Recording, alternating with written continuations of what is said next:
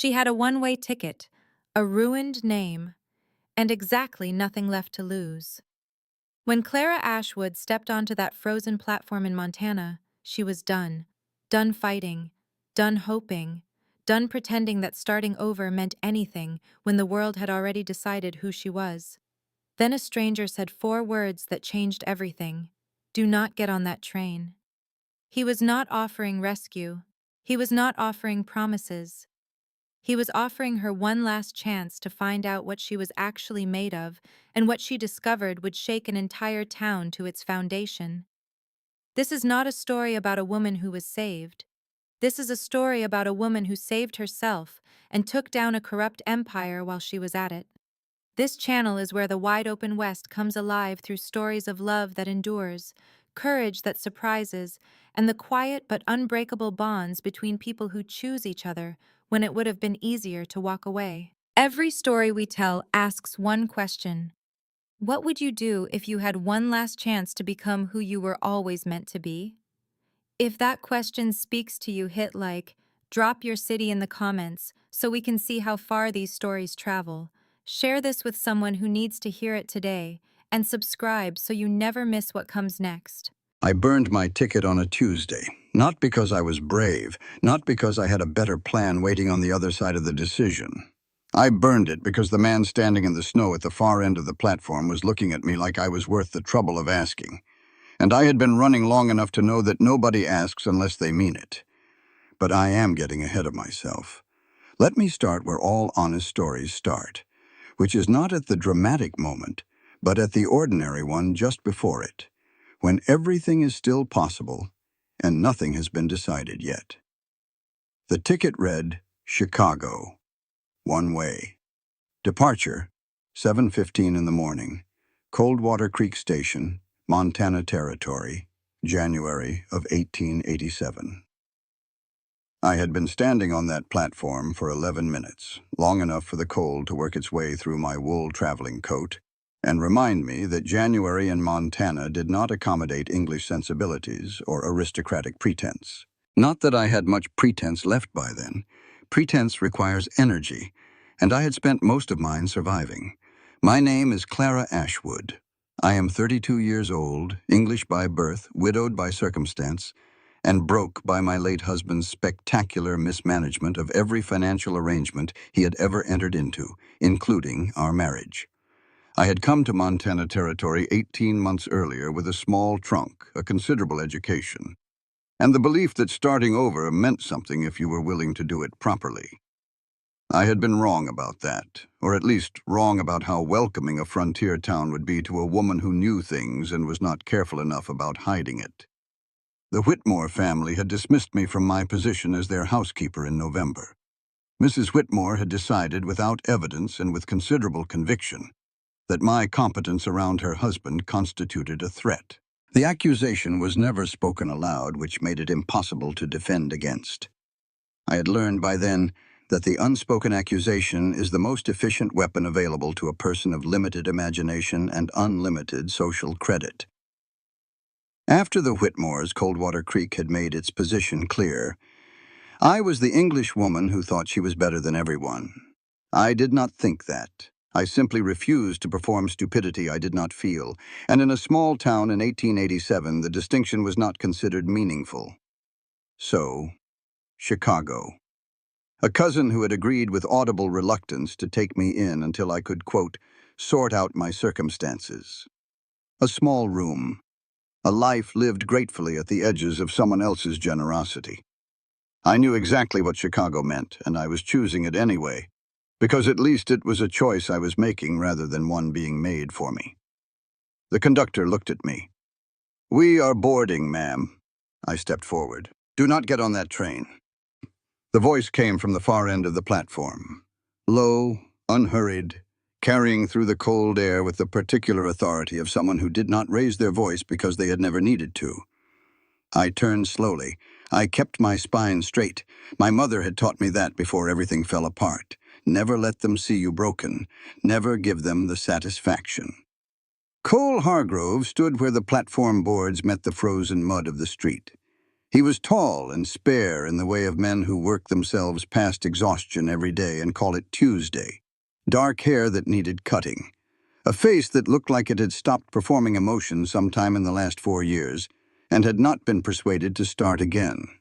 Canvas coat, worn but clean. Boots with miles on them.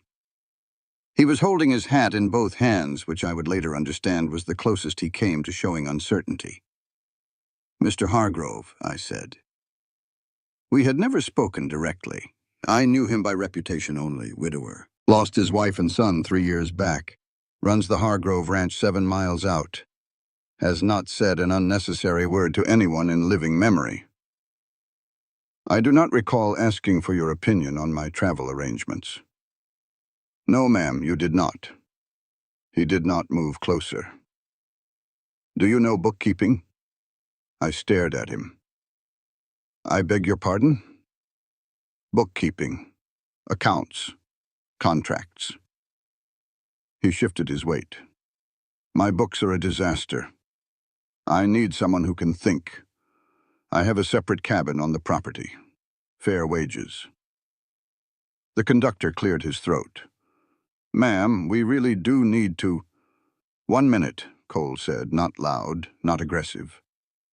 The conductor stepped back and closed his mouth as if he had been gently pushed. I looked at Cole Hargrove standing in the January cold, hat in his hands, waiting. Not pleading, not performing patience, just present, in the way of a man who understood that most things either happen or they do not, and pushing rarely changes which. I noticed his hands, calloused and scarred, and gripping that hat brim with a force that contradicted his stillness entirely. He was asking for help. He simply did not know any other way to do it than this. I reached into my coat pocket and found a box of matches. I struck one and touched it to the corner of the ticket. I set the small burning thing on the platform boards and watched it curl to nothing. Cole watched the small fire. His expression did not change. Wagon is at the end of the street, he said, and turned. I picked up my trunk and followed. We rode 7 miles through a landscape that had not yet decided whether it was beautiful or simply enormous. Mountains on 3 sides, snow-covered fields stretching toward dark pine forests, the sky a gray that promised more weather before nightfall. Nothing like England, harsher and more honest about it. Cole did not make conversation. I did not fill the silence. Somewhere around the 4th mile, he said, "The books are bad. The books are..." How bad? Bad enough that I hired a stranger off a train platform. I almost smiled. As the wagon passed the edge of town, I glanced back. A woman stood in front of the dry goods store, perfectly dressed despite the cold, perfectly still despite the wind, watching the wagon, not the wagon, me. "Who is that?" I asked. Cole took a beat longer than the question required. "Diana Merritt. Do not concern yourself." I faced forward. I had learned that when a man says, "Do not concern yourself about something," he means it is the most concerning thing in the vicinity. I filed Diana Merritt under matters requiring immediate attention and turned my face toward whatever came next. The cabin was small and clean with a wood stove already burning. Someone had prepared it in advance. On the table, a small glass jar holding 3 dried wildflowers stiff from winter. I stood looking at them for a moment. Cole Hargrove did not strike me as a man who arranged flowers, which meant someone else had known I was coming before I agreed to come. I filed that away next to Diana Merritt and kept moving. The ranch office was a corner of the main house with a desk buried under 4 years of accumulated paper, receipts used as bookmarks, agreements written on the backs of feed invoices, what appeared to be a cattle vaccination record tucked into a legal document as a page marker. I examined the disaster in silence for 60 seconds. Then I said, "You used a cattle vaccination record as a bookmark." Cole said from the doorway, "I remember where I am in a book." "Do you remember what you paid for north fence repair in March of last year?" Silence. That is what I thought. I began sorting. Within 2 hours, I had identified the basic shape of the catastrophe. Within 3, I found it. Paragraph 9 of his primary supply contract. Language designed to be invisible to anyone not specifically hunting for it. A compound interest clause that triggered automatic land title transfer if left uncontested. I read it 3 times to be certain. Then I set it carefully on the corner of the desk and kept my voice level. Mr. Hargrove, when did you sign the supply contract? 4 years ago, right after Margaret died. Right after his wife died. When a man is not reading things carefully, when a man is signing whatever is placed in front of him because the details of living have become too heavy to manage. This clause, I said, if uncontested, transfers your land title in 90 days from the date of discovery. I found it today. We have 90 days to prove it is fraudulent or you lose the ranch. Cole was quiet for a moment. Then, can you fix it? I can try, but I need everything. Every contract, every receipt, every handshake deal you can remember. And I need you to be honest with me, even when it is embarrassing. Done. And I need you to stay out of my way while I work. But something moved in his expression, not quite amusement, adjacent to it. Yes, ma'am. Diana Merritt arrived that afternoon with a pie and a smile calibrated to precisely the right temperature, warm enough to be polite, cool enough to establish territory without anything that could be called rude. She greeted Cole like a woman who had been greeting him in kitchens for years and expected to continue doing so indefinitely. She turned to me with the expression of someone examining a piece of furniture they had not ordered. Mrs. Ashwood, I have heard so much about you. She let that sentence do its work. Cole, I do admire your willingness to give someone a second chance, especially given certain circumstances. Cole said, flat as a plank, Clara is here to work. That is the whole of it. Diana left. The pie stayed on the table. I did not eat it. She had not come for the pie. She had come to measure me. I let her, because the best thing you can do when someone underestimates you is give them every reason to keep doing it. Ruth Dalton found me in town the next morning buying supplies. She was the owner of the Coldwater Creek boarding house, a woman of 55 with silver hair and eyes that had seen considerably more than she let on. She called to me from her doorway with the authority of someone who had decided something. You look like you need coffee and the truth in that order. Come inside. Ruth gave me the real map of Coldwater Creek over the next hour. Diana Merritt had been the assumed future Mrs. Hargrove for 4 years. The whole town considered it settled. More importantly, Mayor Roland Graft controlled credit for half the valley. Ranchers who crossed him found their loans called and their paperwork mysteriously lost. 3 families had left in the past 2 years after what Ruth called suspicious financial difficulties. He is patient, Ruth said. Ruth, that is what makes him dangerous. He does not come at you loud. He quietly makes everything harder until you decide leaving was your own idea. That night, working through the oldest files by lamplight, I found it, wedged behind the back panel of a desk drawer. Not fallen there accidentally, pushed deliberately into the gap. A folded note, handwriting cramped and urgent. Do not trust the September figures. They were changed after the fact. Signed J.H. Jesse Hargrove, Cole's younger brother, who had left or disappeared 5 years ago. I held the paper to the lamp. The ink was old, but not 5-year-old old. This note had been written no more than 2 years ago. Jesse Hargrove had not left. Or if he had left, he had come back. And whatever he had found when he came back, he had needed someone in this office to know about it. I set the note carefully on the desk beside the 90-day clause. 2 pieces of a picture I could not yet see completely. Outside the window, Montana was dark and enormous and utterly indifferent to my situation. I found to my own surprise that I respected that about it. On day 4 of my employment, I walked into Peterson's Feed and Supply with Cole beside me and 3 pages of documented discrepancies under my arm. I was polite, I was precise. I did not raise my voice. The numbers were loud enough. Mr. Peterson argued for 11 minutes. Then he looked at the arithmetic and stopped arguing because arithmetic does not have feelings and cannot be worn down by persistence. He agreed to a credit adjustment and a written price agreement going forward. Outside, Cole walked half a block in silence. Then he said, "You did not even blink." "Mathematics does not require courage," I said. "It requires accuracy. Most people find accuracy uncomfortable when it costs them money. Most people are uncomfortable with what accuracy costs them generally." He looked at me sideways. I kept walking. He was looking at me the way people look at something they had forgotten existed. I did not examine that look too closely. I had learned to be careful with things that made me feel seen. That evening, Cole brought coffee to the office without being asked and sat across from me. We talked about the books at first, then about nothing in particular, then about everything in a sideways fashion that suited us both. He mentioned his wife once, briefly, the way a man mentions a street he has learned to walk around. I did not follow that thread. I let it lie. At some point, we were both leaning over the same page of notes.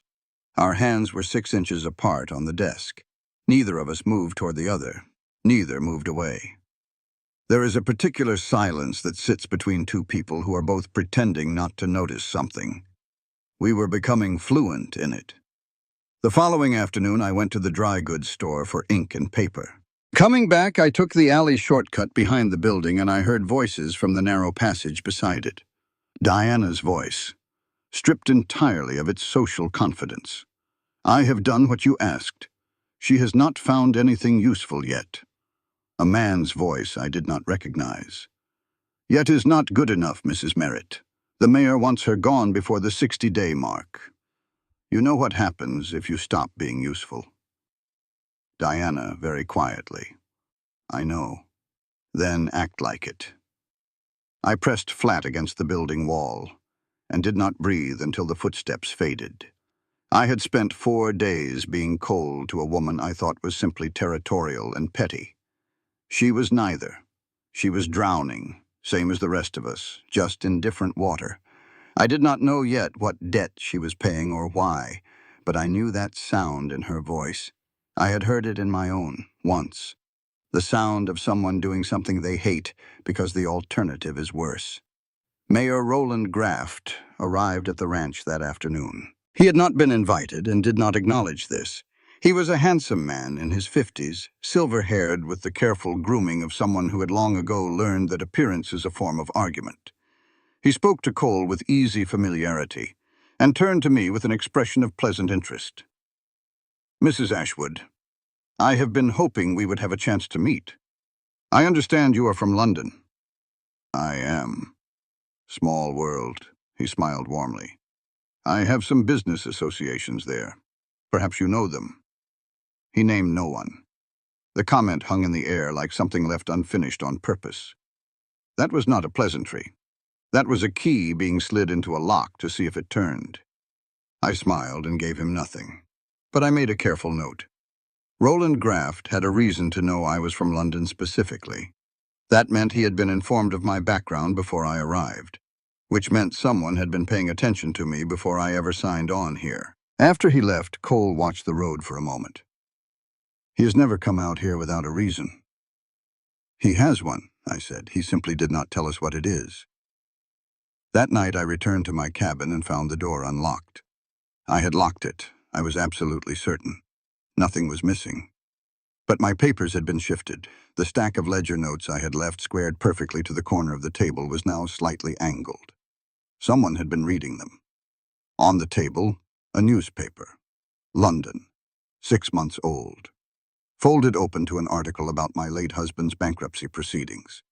Below the article, written in pencil in a hand I did not recognize. "We know why you are really here." I sat with that piece of paper for a long time. Then I made a decision. I was done being the person things happened to. Starting now, I was going to be the person who made things happen. I put the newspaper and the penciled note on Cole's kitchen table the next morning without preamble. He read it, set it down. His jaw was tight. "Someone came into your cabin. Yes. You are not frightened." I am furious, I said, and that is different. He looked at me for a long moment, and something shifted in his expression. Recognition, maybe. Of a particular kind of composure he understood because he practiced it himself. Graft had information about you before you arrived, he said, which means he was watching for someone Cole Hargrove might hire, who could read a contract. Or watching for you specifically. We looked at each other.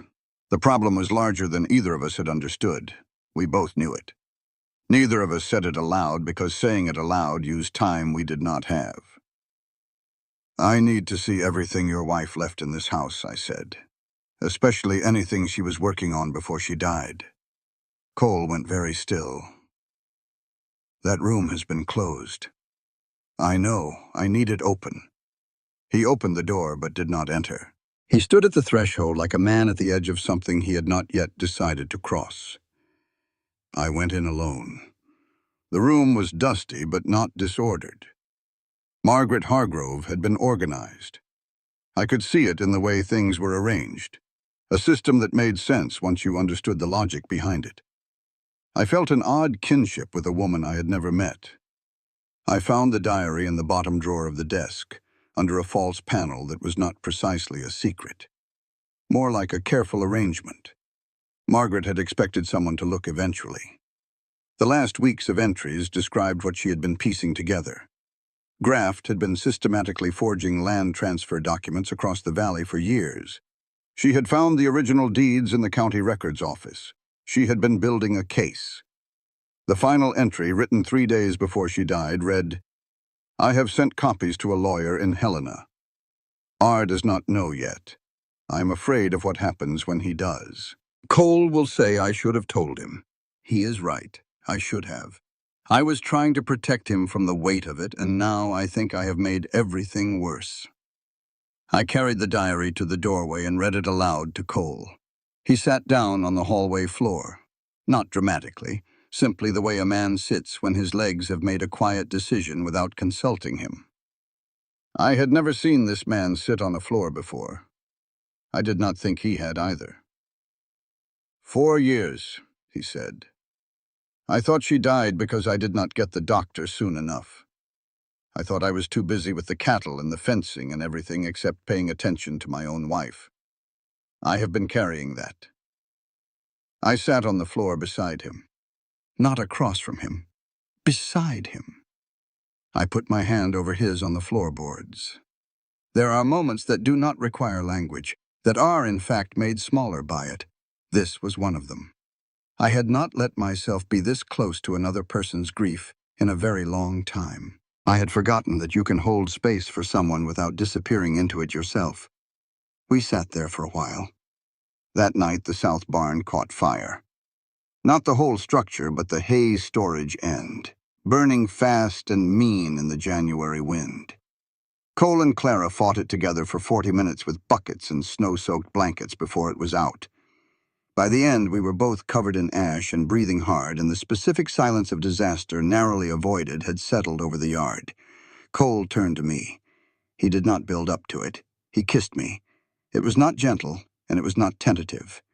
And it was the kiss of a man who had been arguing himself out of something for days, and had finally run out of arguments.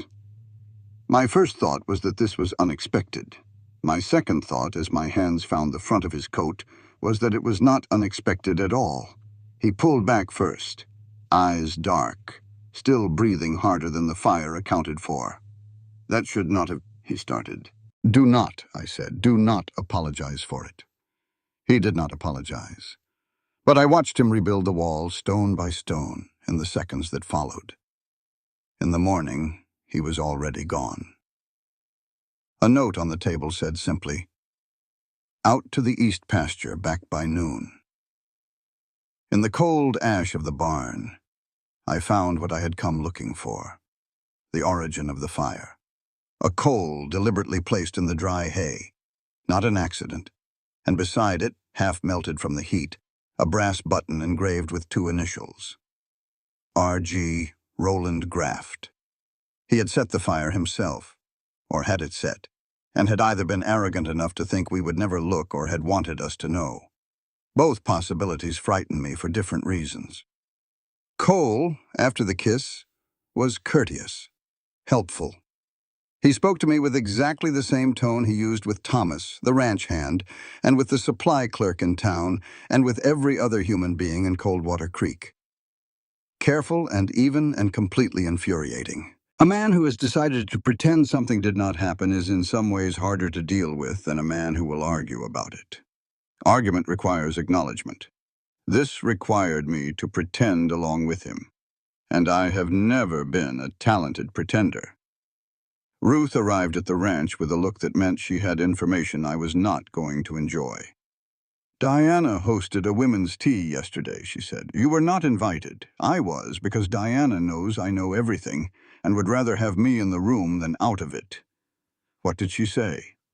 She said very carefully in that particular way of hers that the Whitmore family did not let you go because of Mrs. Whitmore's jealousy. She implied the situation was rather more scandalous than that. She implied it in 4 different directions, so everyone in the room could arrive at the conclusion themselves and feel clever about it. I was silent for a moment. Then, "Are you going to let that woman define you to this town?" Ruth asked. "No," I said. "But I would like 5 minutes to be furious about it first." "Take 10, then come back." The blizzard came down from the north without much warning, the sky going from gray to white to something that was simply weather as a wall. Cole brought food and extra wood the first evening, checked that the stove was drawing properly, and left before it became something other than practical. The second evening, the storm was genuinely dangerous. He came again. The path back to the main house was buried. He stayed. We sat by the stove while the storm made the silence outside loud enough that we stopped performing normalcy into it. Cole talked about Jesse, the real version, not the official story of his brother who left, but the private one. "Jesse does not run from hard things," he said. "He runs toward them, always has." So I started to wonder, what if he did not leave? What if something happened that only looked like leaving? "Have you looked for him?" 2 years I looked, then I stopped. "Why?" A long pause. "Because I started to think that whatever made him disappear might be connected to whatever happened to Margaret. And I was not ready to know that. I told him about my husband, the real version. How I had known something was wrong with the finances for years and had been told gently and persistently that I was imagining it. How I had been trained over time to distrust my own accuracy. "The worst part is not that he lied," I said. "The worst part is that I knew. And I let him convince me I was wrong to know." "You are not wrong about things," Cole said. "No," I agreed. "I am not." We fell asleep beside the stove. Clara in the chair, Cole on the floor, his back against the chair leg and my hand resting on the armrest near his shoulder. Entirely unremarkable, and somehow the most honest thing that had happened in that cabin since I moved into it. Dawn came. Cole was gone before I woke. On the table, he had left a small carved figure of a bird, precise and neat, made from a piece of spare wood during the night. No note, no explanation. I held it for a long time. This was a man who said everything he could not say through his hands. I decided to keep the bird. I decided that was enough for now. Ruth arrived an hour later with news. Graft had filed a formal debt claim that morning. He was calling in the supply contract, stating Cole had defaulted on the compound interest clause. He was giving Cole 60 days to pay in full or forfeit the land. 60 days. We had already spent 30 of our original 90. Now Graft was adding his own clock. He knew I had found the clause. He was accelerating. Then the telegram arrived from London. A solicitor's name I recognized from my late husband's estate, Mrs. Ashwood. "We have located documentation relevant to your husband's 1882 Montana investment, certificate number 7741C. We believe this may be of significant legal interest. Please advise, certificate number 7741C. I had seen that number before. I could not immediately place where. But my memory is precise. and I knew I had seen it somewhere in the 4 years of Cole Hargrove's disaster of a filing system. Somewhere in those files, that number was written down. I had to find it. I worked through the night and found it in the morning. Certificate 7741C appeared in a forged land transfer document from 1882. It was listed as the originating investment authority, the legal foundation on which Graft had built his first major land acquisition in the valley. I sat very still with this for a long time. If the certificate was legitimate and belonged to my late husband's estate, and therefore to me as his heir, then the land Graft had been using as his financial base did not legally belong to him. Every title, every deed, every claim built on top of it had no proper foundation. My husband had destroyed my life. He had borrowed money against investments he had already lost and left me with the consequences and the shame. And apparently, without knowing it, he had also left me a weapon. I telegraphed the London solicitor for the full file. While I waited, I assembled the picture from what I had. Graft had approached my husband in 1881 with what appeared to be a legitimate land investment opportunity in Montana Territory. My husband invested significantly. Graft then used that capital to establish his operations, after which he engineered my husband's financial ruin through a series of manipulated arrangements, leaving the original investment firmly in Graft's hands with no legal challenge possible because my husband was discredited and bankrupt before he understood what had been done to him. My husband had not been Graft's partner. He had been Graft's victim. The money I had thought came from legitimate business dealings had come from an investment my husband had already lost. He had borrowed against it and could not tell me because telling me meant admitting how thoroughly he had been fooled. I told Cole. I kept my voice steady because the alternative was to stop speaking, and I could not afford that. Cole listened to all of it. Then he said, "Did you know?" "No." "Then it is not yours to carry." "Cole." "Clara." He said my name like punctuation. "Did you know?" "No." "Then it is not yours to carry," he said again, with the particular finality of a man who has made a decision about something and does not intend to revisit it. I had been waiting for someone to say those words for 3 years. I had not known I was waiting until they arrived. That same week, Graft called a town meeting. Cole and I attended. Graft was measured and reasonable and devastating, which is a combination I had seen before and found more dangerous than open anger. He raised concerns, he said, about a pattern of interference in private business matters. He had been approached, he said, by several community members with questions about the background and intentions of a recently arrived English widow currently residing on the Hargrove property. He did not accuse me of anything specific. He implied everything specifically. I stood up. "Mayor Graft," I said, "if you have a specific allegation to make, please make it. If you have evidence of wrongdoing on my part, please present it. Otherwise, what you are doing is using a public forum to damage a private citizen's reputation without accountability, which is, as I am sure you are aware, its own kind of wrongdoing." The room went very quiet. Graft smiled pleasantly. "Mrs. Ashwood, no one is accusing you of anything." "No," I said. "You are implying everything. I understand the distinction is important to you." I walked home alone. Cole had not been at the meeting. He was waiting outside my cabin when I arrived. He spoke before I could. "I went to the land office this morning," he said. "Filed an amendment to the title deed. Added your name as co-owner. Graft cannot file against the property without going through both of us. Complicates his timeline considerably." I stared at him. "You added my name to your deed," I said slowly, "without asking me." "I did. That is a significant legal step taken without proper discussion. Yes, I know." He could not quite look at me directly. "I should have asked first." "You should have. Do you want me to undo it?" A very long pause. "No," I said, "but ask next time." "Yes, ma'am." He had put my name on his land. In 1887 Montana Territory, that was not a small gesture. I stood in the snow outside my cabin and tried to decide what to do with a man who spoke through actions the way other people spoke through words. I decided for now to keep him, the same way I had decided to keep the carved bird, quietly, without announcement. That night, my cabin burned to the ground. I got out. I was not hurt. Everything inside was lost.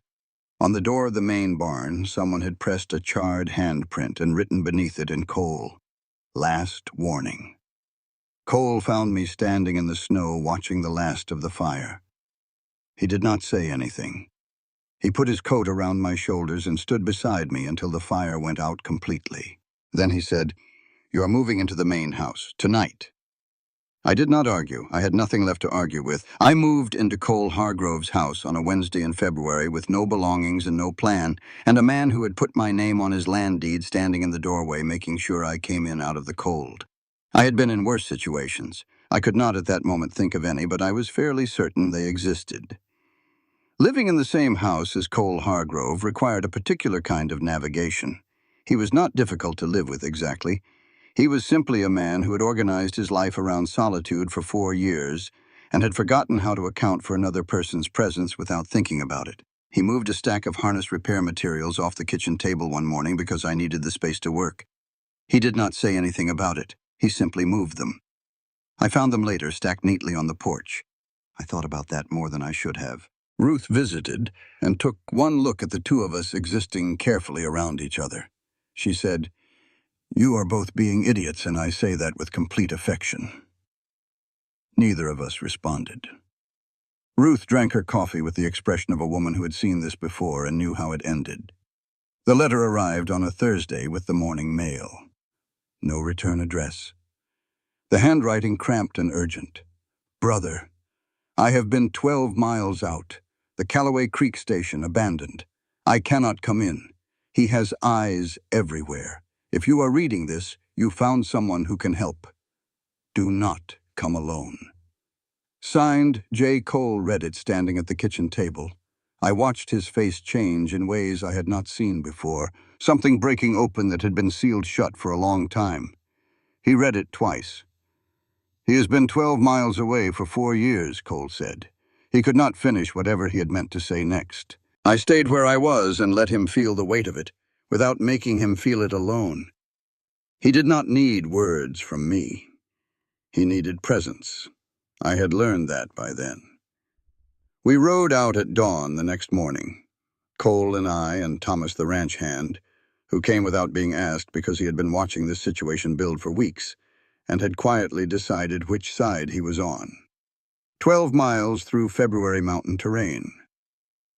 The trail climbed into the tree line where the snow was deep, and the wind came off the peak sideways and had opinions about it.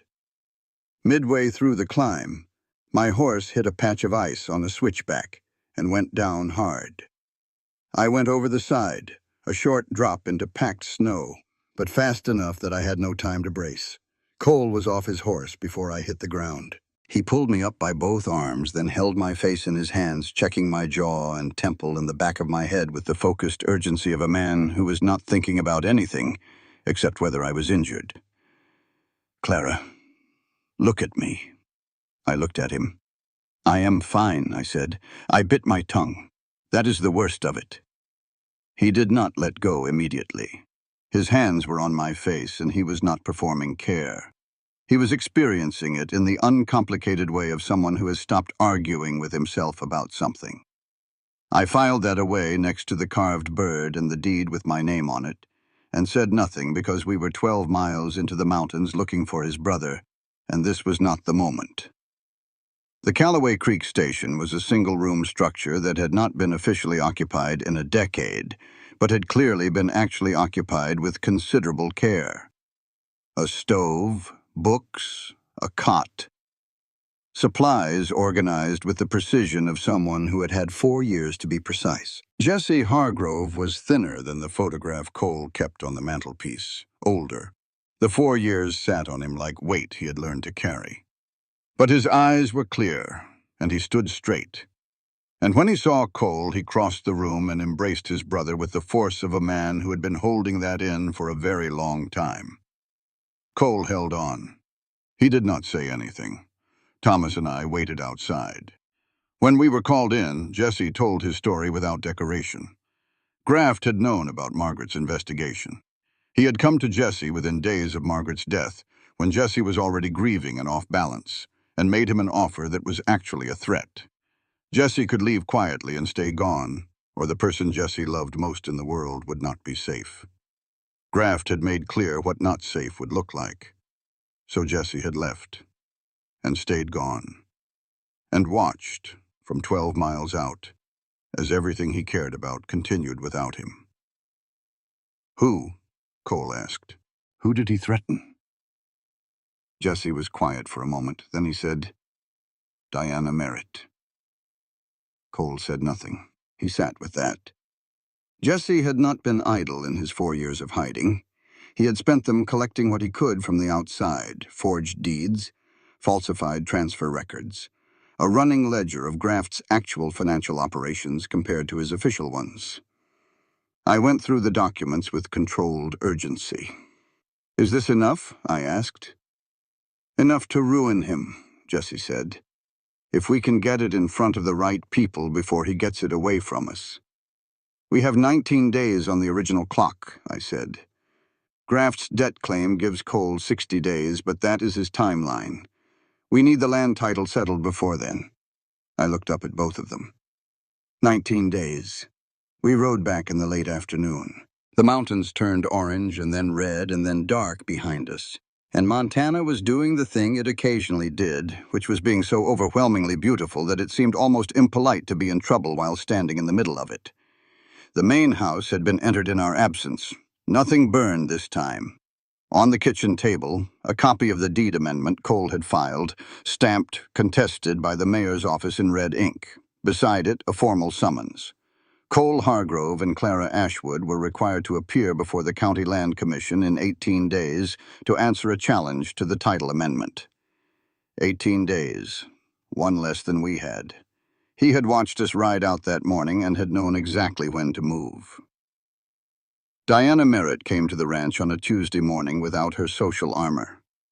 I had only ever seen her composed, precise, the kind of woman who could be devastating without raising her voice. This Diana was something else, still upright, still controlled. But the performance was gone, and what was underneath it was a person who had not slept properly in a long time. She asked for me, not Cole, me. We sat in the kitchen, and Cole stood in the doorway, and Diana addressed me directly. I need to tell you something, she said, and I need you to hear all of it before you decide what to do with it. She did not ask for sympathy. She presented facts in order, without deflection, the way a woman presents facts when she has been carrying them alone for 4 years and has finally decided to put them down. She and Jesse Hargrove had been in love for 2 years before he disappeared. They had intended to marry.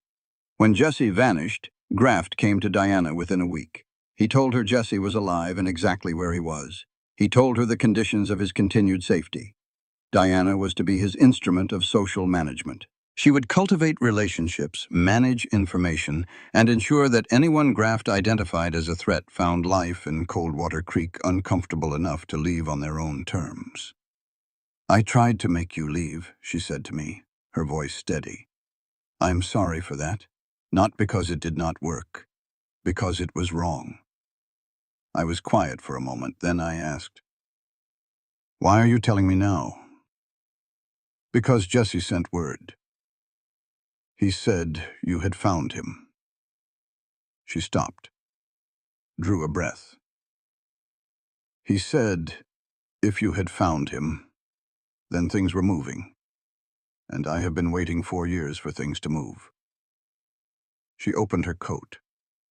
Inside, in a leather folder, 4 years of Graft's private correspondence, letters, financial arrangements, instructions.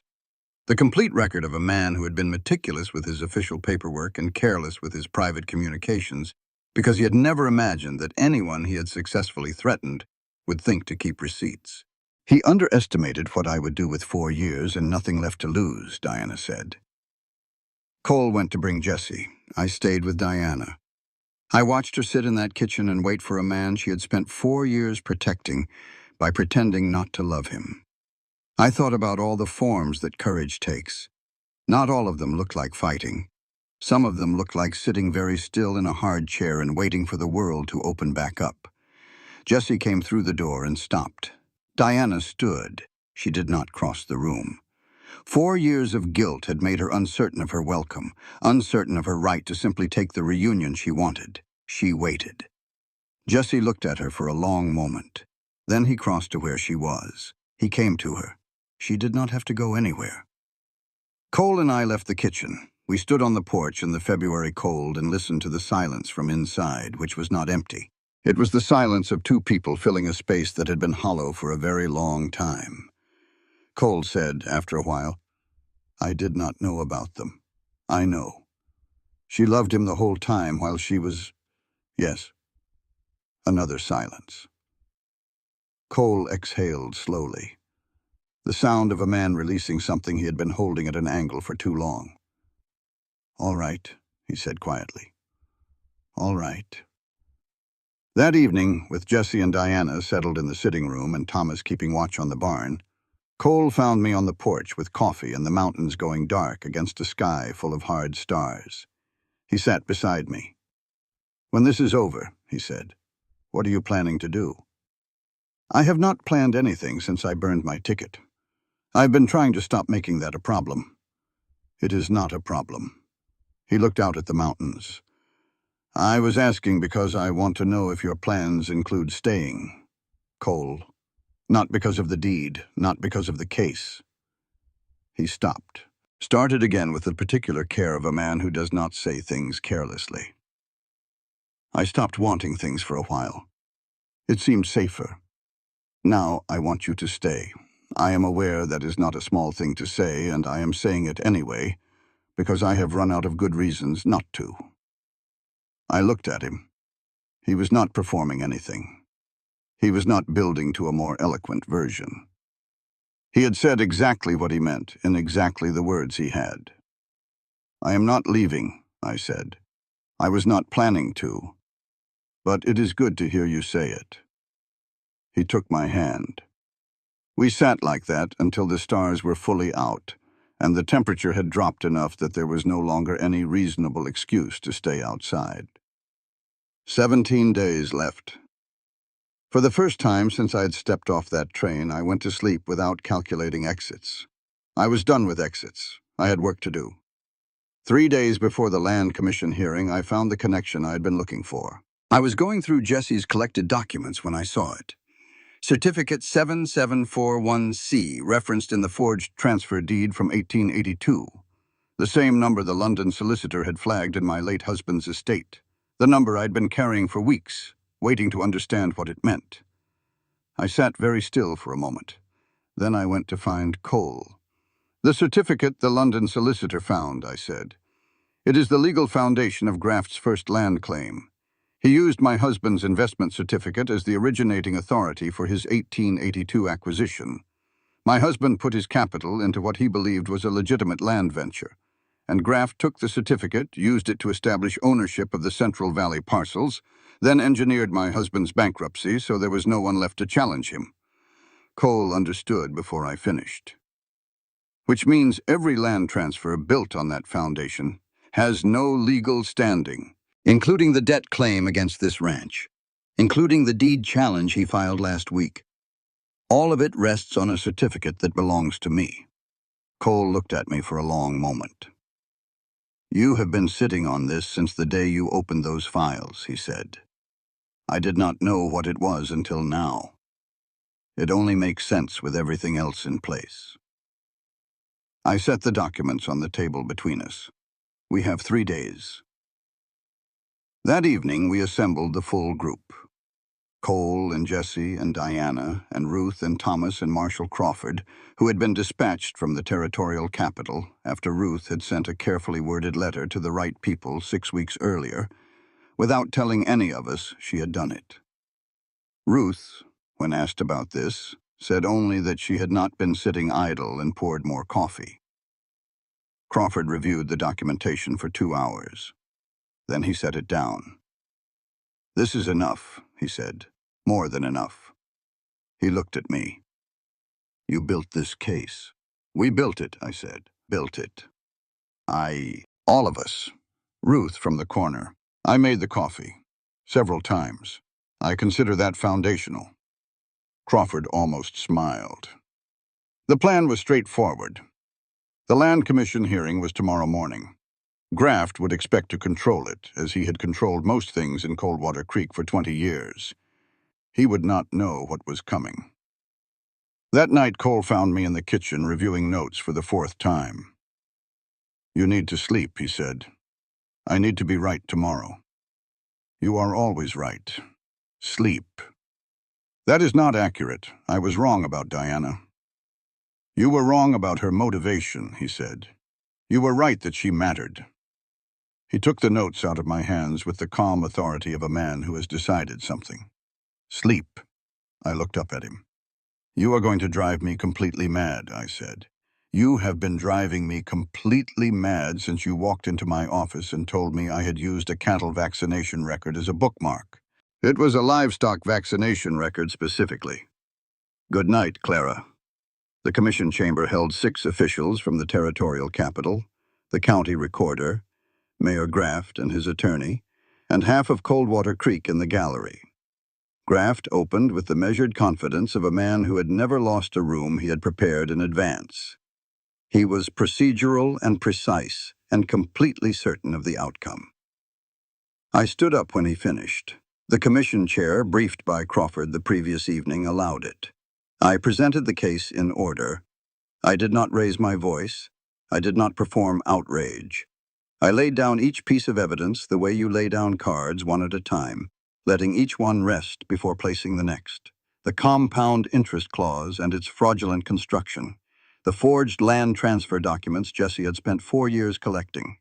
Diana's correspondence file from 4 years of Graft's private communications. And last, Certificate 7741C, my late husband's original investment document, which Graft had used as the foundation of his entire operation, without the legal authority to do so.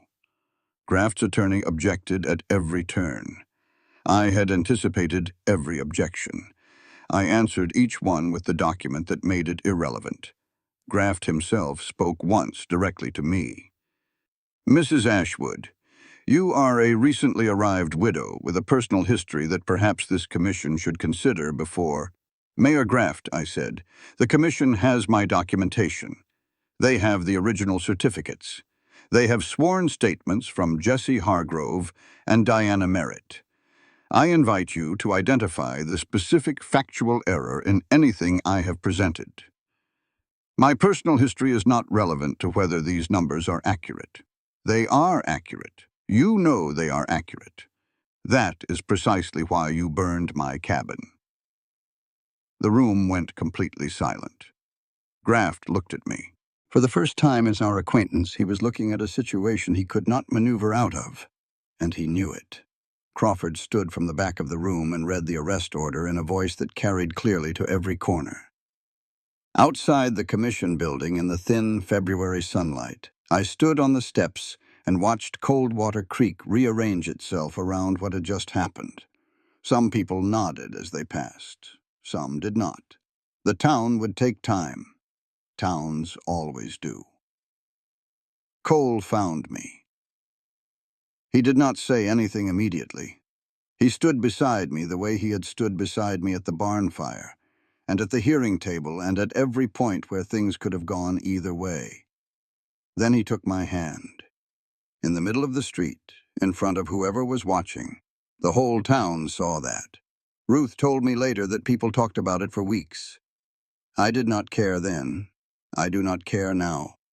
The weeks after the hearing had the particular quality of things settling, not dramatically, not just steadily, the way a house settles after a storm, finding its proper weight and resting there.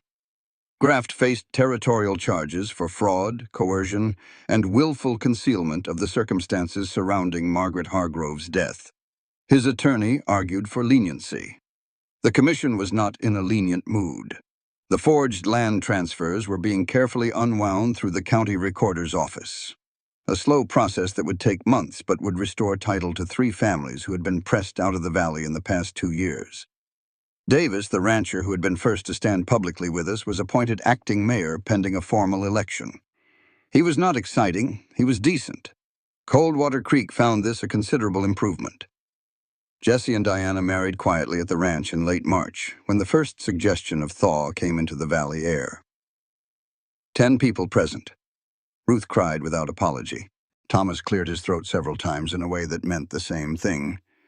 Diana, before the ceremony, found a moment alone with me.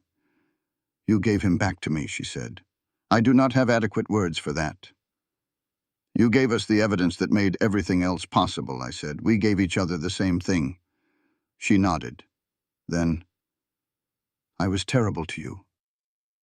You were frightened and trapped and doing what you believed you had to. And you kept records for 4 years on the chance that someone would eventually be in a position to use them. That is not nothing, Diana. I was still terrible." "Yes," I agreed. "You were. And now you can spend the next 40 years being less terrible. That is generally how it works." She almost laughed. It was, I thought, the beginning of something that might eventually be friendship. Cole, one evening, was sitting in Margaret's room when I found him. The door was open for the first time in months. He was not doing anything, just sitting. I sat beside him. "How are you?" I asked. "Better," he said, and meant it in the complete way, not the polite way. "She would have liked you," he said after a while. "She liked people who did not pretend to be less than they were." I did not answer immediately. Then, "I would have liked her." Cole nodded. Something in him had settled. The grief had found its permanent address instead of filling every available room. In April, Cole asked me to ride with him. He took me to the train station. I understood immediately and said nothing. He stopped where the platform met the street and stood the way he had stood in January, hat in his hands, snow on his shoulders, except that it was April now, and there was no snow, and he was holding his hat anyway because some gestures belonged to the moment that made them. "I stood here in January and asked if you knew bookkeeping," he said. "I was asking something else, and we both knew it. You were asking me to stay." "I was. I should have been honest that I was also asking you to give me a chance." He reached into his coat pocket and brought out a ring. Simple gold band, old and plain. "It was my grandmother's. I thought about getting something else, and then I thought you would prefer something that was not trying too hard." "I would. Clara Ashwood. You came here with nothing except your own mind, and you built something I do not have words for. You fixed my books and my business, and you stood in front of a county commission and took apart a man who had been destroying this valley for 20 years. You did all of that." He paused. "I would like to spend the rest of my life watching what you do next, if you will let me." It was not a speech made for an audience. He was not a man who made those. It was, instead, entirely and specifically true, which is considerably better than beautiful. "Yes," I said. "Obviously yes." He slid the ring onto my finger. He kissed me on the train platform in April in the place where I had burned my ticket 4 months earlier, and this time there was no one watching, and no reason for it, except that we wanted to. 6 months later, on a September morning with the first edge of autumn in the air, I was in the ranch office when I heard a knock at the door, small and hesitant. I opened it to find a girl of about 12, dusty from travel, wearing the careful expression of someone trying not to show they are uncertain. She stood very straight. Her hands were clasped in front of her with the deliberate composure of someone who had decided to hold herself up because no one else was currently doing it. I knew that posture. I had worn it for 3 years. "Ma'am," she said, "I heard there is a woman here who helps people understand their contracts. My father signed something he does not understand, and I think it is going to take our farm." I looked at this girl, her direct eyes, the way she had ridden by herself 12 miles on a horse, to find the person she had heard might be able to help. "Come inside," I said. "We will have a look at it." Cole was in the doorway behind me. I had not heard him come in, but I had stopped being surprised that he appeared when things were happening. He caught my eye over the girl's head. He looked at me the way he had looked at me on the platform in January. Like whatever I was about to do next, he intended to be nearby while I did it. I turned back to the girl. "Sit down," I said. "Tell me everything." And that is how it started. Again and again and again. Not with a ticket burning, but with a door opening. Which is, when you think about it, the same thing. I had arrived in Coldwater Creek with nothing. I had built something from the wreckage, not alone, which I had to learn to allow, and not easily, which I had never expected. I had been told I was finished. I had been threatened and burned out and lied about and underestimated by people who should have known better. I was not finished. I had never, as it turned out, even started.